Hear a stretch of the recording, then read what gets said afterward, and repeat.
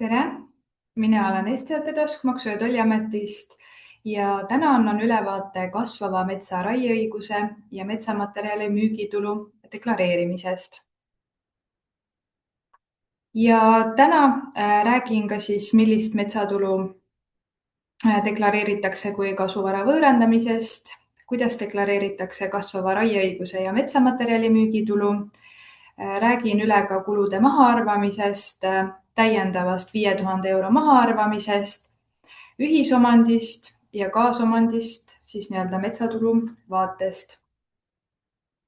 Siin on ülevaatlik tabel, kus on siis näidatud, millist vara võib füüsiline isik võõrandada ja millise tuludeklaratsiooni tabeli järgi seda deklareeritakse.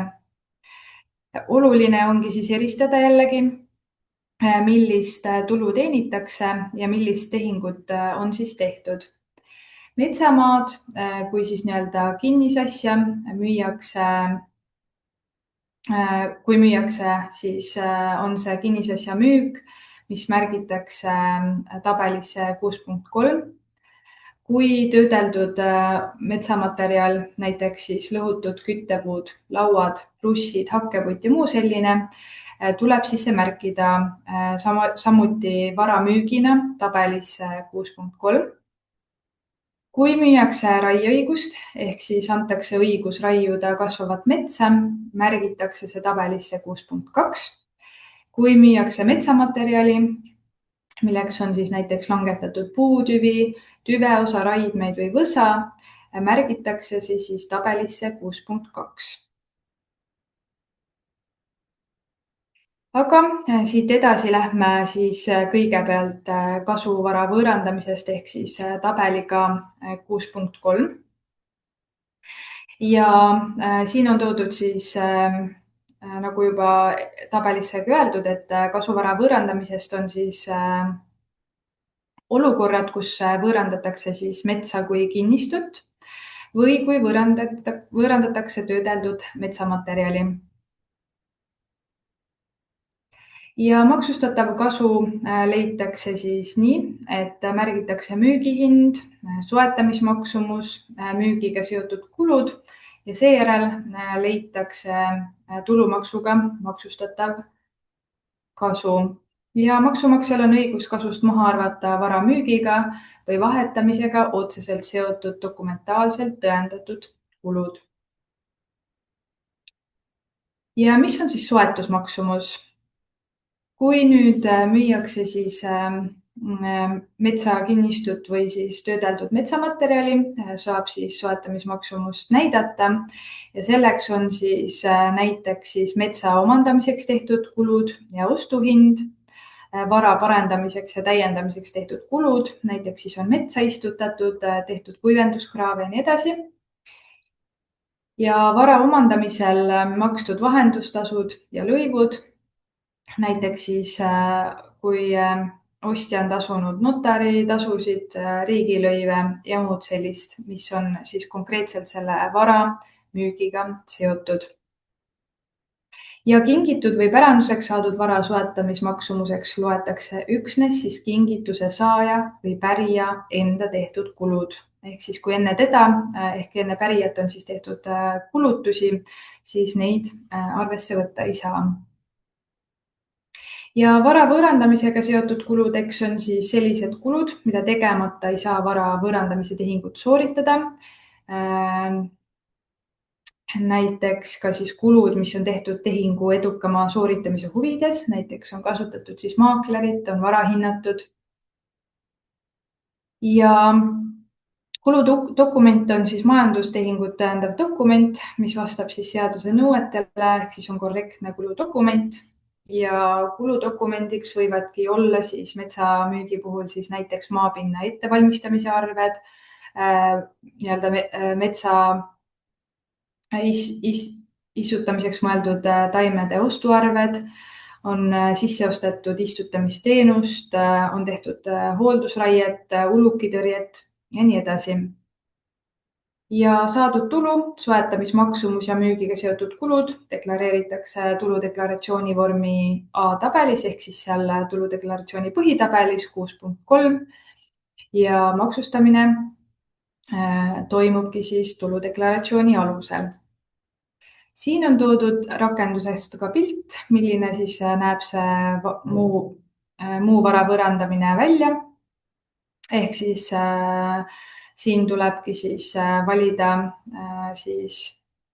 vastava varaliik ja märkida ka siis nii müügi kui ka siis soetamismaksumus ja kulud.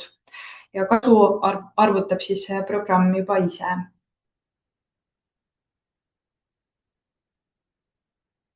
Aga siit edasi lähme edasi siis nii-öelda suurema ploki juurde, kus siis räägingi põhjalikumalt kasvava metsa raieõiguse ja raiutud metsamaterjali võõrandamisest.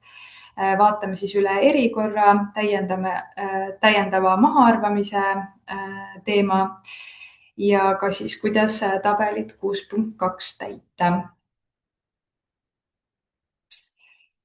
Ja kasvava metsa raieõiguse ja raiutud metsamaterjali võõrandamisel kehtibki siis vara müügi erikord, millest nüüd lähemalt hakkangi rääkima. Ja erikord kehtib ka Natura 2000 erametsamaa toetusele. Ja mis see erikord siis on?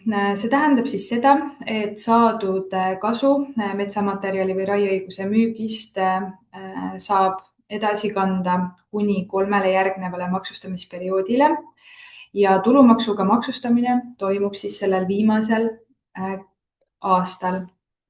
Näiteks, kui metsaomanik sai metsamaterjali müügist tulu 2025. aastal, maksustatakse kasu nii-öelda sellest saadud tulu hiljemalt siis 2028 aasta tuludeklaratsioonis.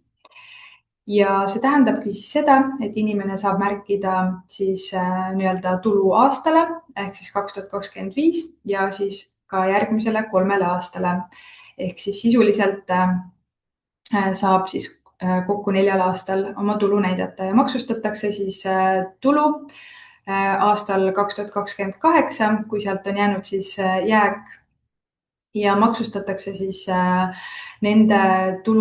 selle tulumaksu määraga, mis kehtib sellel siis lõplikul maksustamise aastal. Ja metsamaterjal erikorra mõistes ongi siis langetatud puu ja puutüvi, puutüve järkamisel saadud tüveosa ja raidmed.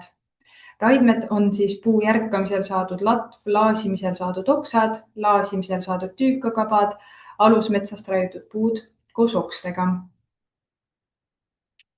Ja metsamaterjaliks erikorra alusel ei arvestata töödeldud metsamaterjali ehk siis hakkepuitu, lõhutud küttepuid, laudu, prusse ja nii edasi. Ja nagu ka siis alguse poole rääkisin, siis töödeldud metsamaterjal, sellest saadud tulu arvestatakse siis kui kasu vara võõrandamisest ja deklareeritakse siis tuludeklaratsiooni vormi tabelis 6.3 ja sellele siis nii-öelda töödeldud metsamaterjalile siis see erikord ei rakendu ja maksustamine toimubki siis kohe sellel aastal, mil siis töödeldud metsamaterjalist tulu saadi. Kulude mahaarvamisest. Kasust on õigus maha arvata võõrandamisega seotud kulud, ka siis raieõiguse ja metsamaterjali müügi korral ja müügiga otseselt seotud kuludeks võivadki siis olla näiteks metsateatise esitamisel tasutud riigilõiv, puude langetamiseks, ladustamiseks, vedamiseks tehtud kulutused ja ka siis vajalike teenuste sisseostmisega seotud kulud. Müügiga ei ole seotud keskkonnale tekitatud kahju hüvitamine ja sellele tehtud kulud, näiteks ka siis metsa ülestöötamiseks vajaliku tehnika soetamise kulu, ehk siis kui näiteks inimene ostab sae või traktori, siis nii-öelda eraisikul ei ole võimalik neid kulutusi maha arvata. Ja metsa majandamise kulu on samuti võõrandamisega seotud kulu ja metsa majandamise mõistet avab siis metsaseadus, mille kohaselt on metsa majandamine metsa uuendamine, kasvatamine, kasutamine ja metsakaitse. Metsa majandamisega seotud kulud on õigus siis samal või siis 3 järgneval perioodil maha arvata ja märkida siis tabelisse 6.2, et kui näiteks ühel aastal tehakse mets ja järgmisel aastal minnakse istutama, et ka siis nendel aastatel on võimalik kulusid maha arvata. Metsa majandamisega seotud kulud tuleb siis märkida selle kulu tegemise aastale vastaval tuludeklaratsioonil. Ja siin on siis toodud ka nii-öelda ülevaatlik vaade, et metsa majandamisega seotud kulud on kulud, mis on tehtud tulumaksuga maksustatud toetuse arvelt ja ei ole kulud, mis olid tehtud maksuvaba toetuse arvelt, ehk siis kui on saadud riigilt näiteks kuusetaimede ostuks toetust,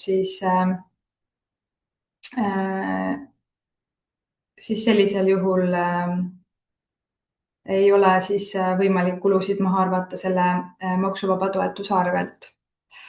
Ja näide on ostetud siis metsa uuendamiseks 1000 euro eest istikuid ja istikute ostuks saadi riigilt metsa uuendamise toetust 700 eurot, siis see metsamajandamise kuludena saab deklareerida seda summat, mis oli metsaomaniku nii-öelda oma finantseering või oma kulu. See tähendab, et 1000-st lahutatakse maha siis see maksuvaba toetus ja inimesel on võimalik märkida siis kuludena 300 eurot.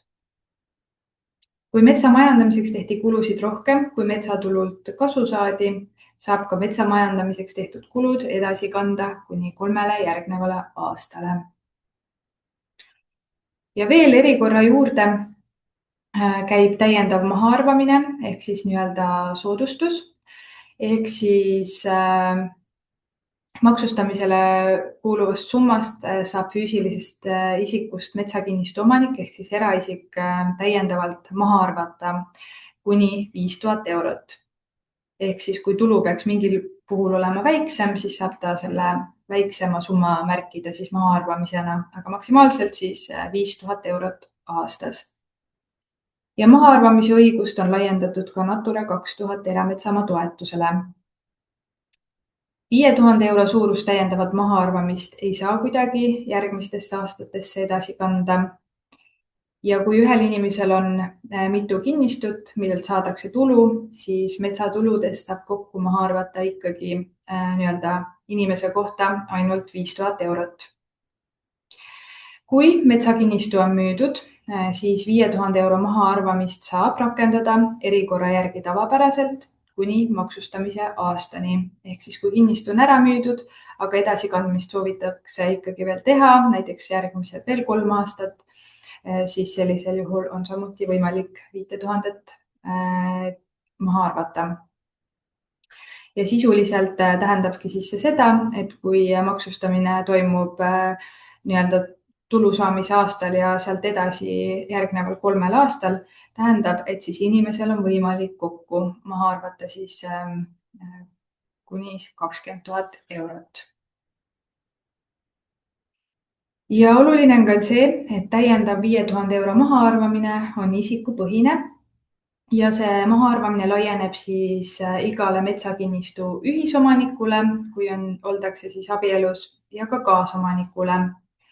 Ja 5000 euro mahaarvamine ei rakendu siis metsamaa võõrandamisele, ehk siis kui müüakse kinnistut ja märgitakse see tabelisse 6.3 või siis kui müüakse töödeldud metsamaterjali, ei ole võimalik samuti rakendada 5000 euro mahaarvamist. Et seda saab siis teha üksnes tabelis 6.2, kus siis märgitakse raieõiguse või metsamaterjali müügitulu. Aga põgusalt siis ka ühisomandist ja kaasomandist. Ühisomandi puhul siis on see, et abielu kestel omandatud vara muutub abikaasade ühisomandiks ehk ühisvaraks ja ühisvara hulka ei kuulu kummagi abikaasa lahusvara, milleks on siis näiteks enne abiellumist kummagi abikaasa omandis olnud vara või ka siis abielu kestel tasuta käsutuse, näiteks kinke või pärimise teel omandatud vara. Et siis selline erisus on, aga kõik, mis on abielu kestel omandatud, saab siis ühisvaraks. ja tulu deklareerimine siis toimub selliselt, et on võimalik neil otsustada, kas siis tulu jaotatakse võrdselt ehk siis nii-öelda raieõiguse või metsamaterjali müügist saadud tulu jaotatakse võrdselt ehk siis üks paneb endale 50% müügitulust ja teine teise 50% enda tuludeklaratsioonile. Ja siis on ka ilusti võimalik mõlemal kasutada siis täiendavat 5000 € mahaarvamist. On ka võimalus, et inimesed siis omavahel otsustavad, et ainult üks abikaasa deklareerib täies mahus 100%, et ka selline variant on siis ka täiesti ilusti olemas. Et see on siis abikaasade enda otsustada, kuidas nad otsustavad siis seda tulu tuludeklaratsioonil deklareerida. Ja jah, nagu ka siis ütlesin, et igal ühisomanikul on võimalik siis kasutada 5000 € maksuvabastust siis aastast siis tabelis 6.2. Ja kaasomandist. Kaasomand siis tähendab seda, et kaasomand on üheaegselt mitme isiku omand ja kaasomanikud deklareerivad enda kasu raieõiguse müügist vastavalt siis enda osaluse kinnistu omandist. Üldreeglina on siis see vahekord nii-öelda märgitud ka kinnistusraamatusse, et millises osas siis kellelegi siis kinnistu kuulub.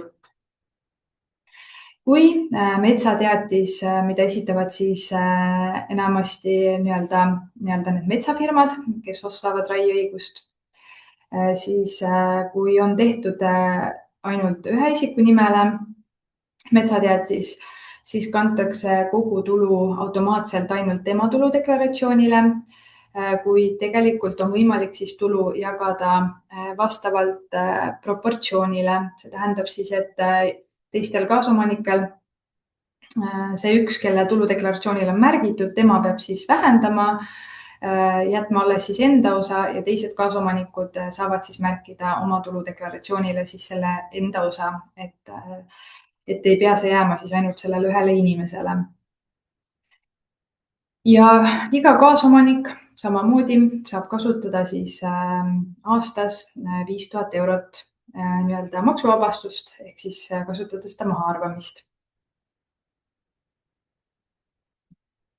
Aga siit edasi lähen kasvava metsa raieõiguse ja metsamaterjali müügitulu deklareerimisega tabelis 6.2, kus siis räägime lähemalt deklareerimisest ja nendest tabelitesse märkimistest.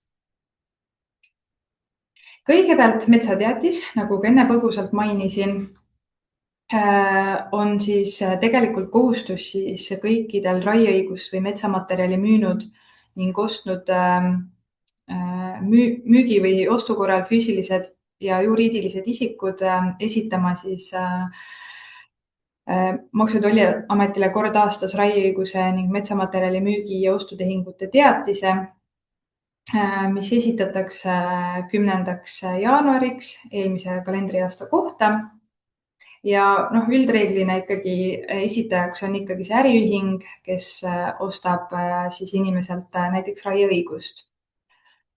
Et üldiselt füüsilised isikud ise seda ei tee, aga seda saavad nad ka ise teha e-maksuametis.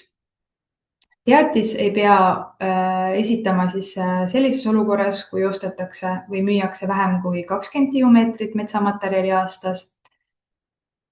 Ja see ei tähenda muidugi seda, et inimene ei peaks siis oma tuludeklaratsioonis märkima, ikka peab.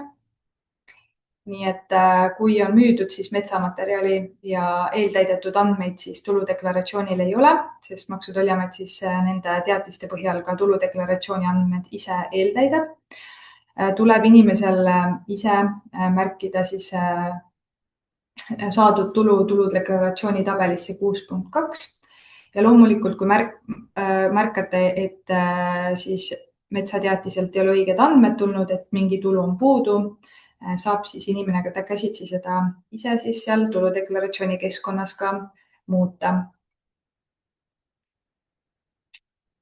Ja metsateatistelt tulevad andmed, siis Maksu- ja Tolliamet märgib siis inimestele vastavalt siis müügitehingu tulu tabelisse 6.2 reale 1.1, kus siis näidataksegi kasvava metsa raieõiguse ja metsamaterjali müügitulu ja samuti eeltäidetakse ka Natura 2000 erametsamaa toetused ja need on siis näidatud tabelis 6.2 real 1.2. Ja siit jõuamegi rakenduse vaatesse ja tuludeklaratsiooni täitmisesse.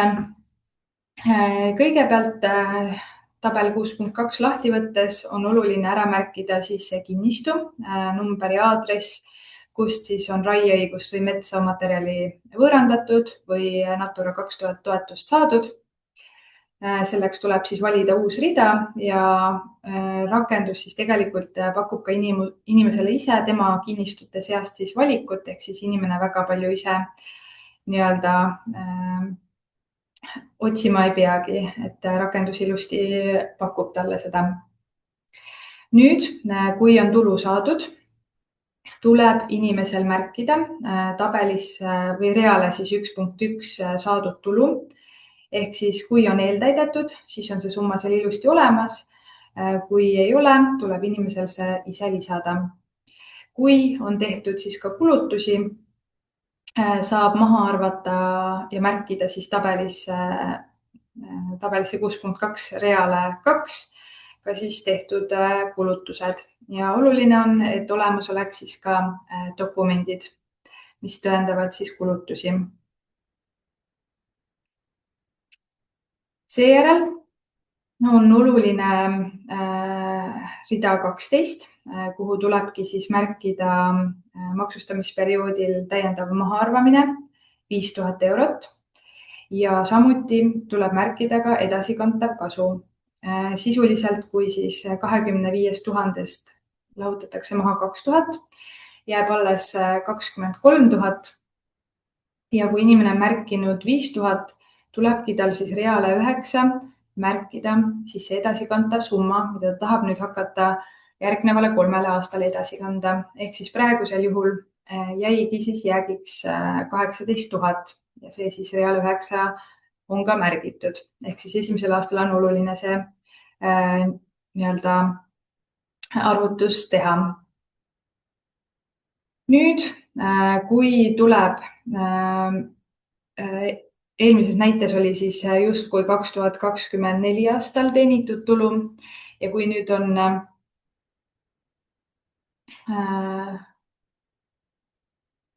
kui on tulu tahetud edasi kanda, vabandust, ikkagi 2025 aasta tulu oli seal, ehk siis kui siin on, kui te märkisite siis seal edasikantavaks summaks 18 000, siis 6.2 on ka lisatabel, kus hakkabki siis edaspidi toimuma tulude edasikandmine.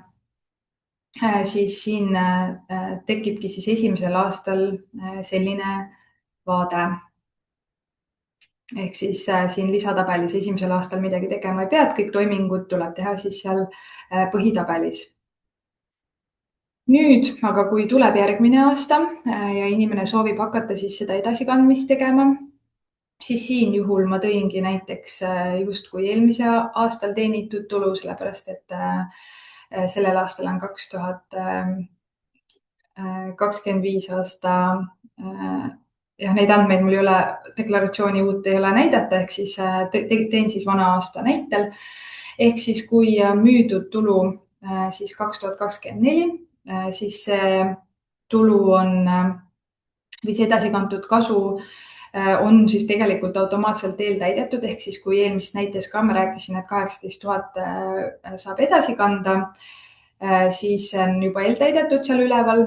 Siin on ilusti siis näha, et 2024 all on see 18 000 olemas ja sinul tuleb siis ainult ära täita siin lisatabelis 5000 eurot ehk siis sellel kalendriaastal maksustatav kasu.